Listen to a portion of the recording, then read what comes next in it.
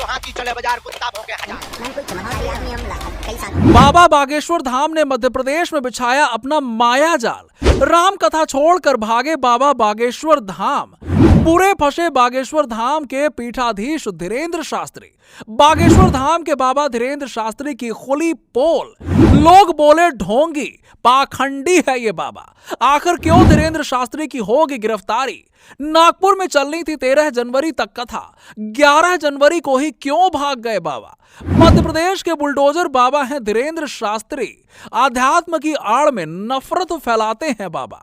Social media पर आग की तरह वायरल होने वाले बाबा बागेश्वर धाम सरकार के नाम से फेमस पंडित धीरेन्द्र शास्त्री अब एक नई मुसीबत में पड़ गए हैं, क्योंकि अब उनकी गिरफ्तारी की मांग हो रही है, और किसी और की तरफ से नहीं बल्कि हिंदू समाज की तरफ से। उनकी गिरफ्तारी की मांग करने वाली है नागपुर की संस्था अंधश्रद्धा उन्मूलन समिति। आखिर क्या हुआ? अचानक से बाबा की गिरफ्तारी की मांग क्यों उठने लगी? आइए आपको बताते हैं।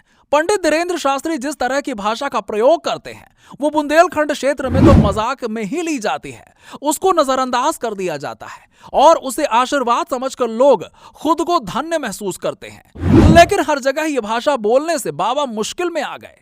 अब हुआ यूं कि बाबा नागपुर में राम कथा करने गए हुए थे, जहां उन्होंने अपना दिव्य दरबार भी लगाया। अब आपको बता दें कि बाबा अपने दरबार में आए लोगों के बारे में सब कुछ बता देते हैं। जब खुलासा हुआ तो पता चला कि नागपुर के एक शख्स ने धीरेन्द्र शास्त्री को चैलेंज करते हुए कहा कि अगर आप मेरे बारे में सब कुछ बता देते हैं तो मैं आपको 30 लाख रुपए दूंगा। लेकिन कार्यक्रम खत्म होने के 2 दिन पहले ही वो राम कथा छोड़कर भाग गए। लेकिन बाबा का इंस्टाग्राम अकाउंट कुछ और ही बता रहा है। दरअसल इंस्टाग्राम अकाउंट पर बाबा के ऑफिशियल पेज से एक पोस्टर पोस्ट हुआ था, जिसमें लिखा था कि कथा 5 जनवरी से 11 जनवरी तक ही होनी थी। अब गौर करने वाली बात यह है कि नागपुर में लगे पोस्टर में कथा 13 जनवरी तक होनी थी। अब माजरा क्या है ये तो वही जाने या फिर भगवान जाने। अब झूठ कौन बोल रहा है ये कहना मुश्किल है। जब इसके बारे में पूछा गया कि ऐसा क्यों है तो बोले कि हमारे महाराज का जन्मदिन था, इसलिए हम कार्यक्रम खत्म करके वापस आ गए। इनके कई बयान चर्चा में रहे हैं। कभी कहते हैं कि हम भागवत 50 लाख में बेच रहे हैं तो आप ही तो खरीद रहे हैं, इसमें क्या बड़ी बात? कभी इस देश को पागलों का देश कहते हैं। ऐसे में लोग कमेंट कर रहे हैं कि जिस ढंग से ये बातें करते हैं संत तो नहीं लगते। लोग कह रहे हैं कि जादू टोना करके भक्तों को बेवकूफ बना रहे हैं।